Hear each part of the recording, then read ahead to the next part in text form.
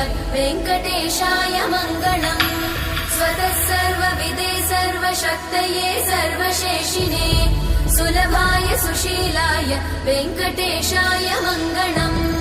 परस्मै ब्रह्मणे पूर्णकामाय परमात्मने प्रयुञ्जे परतत्त्वाय वेङ्कटेशाय मङ्गलम्। आकालतत्त्वमशान्तमात्मनामनुपश्यताम् अतृप्त्यमृतरूपाय वेङ्कटेशाय मङ्गलम्। प्रायस्वचरणौ पुंसां शरण्यत्वेन पाणिना कृपया दिशते श्रीमद् वेङ्कटेशाय मङ्गलम्।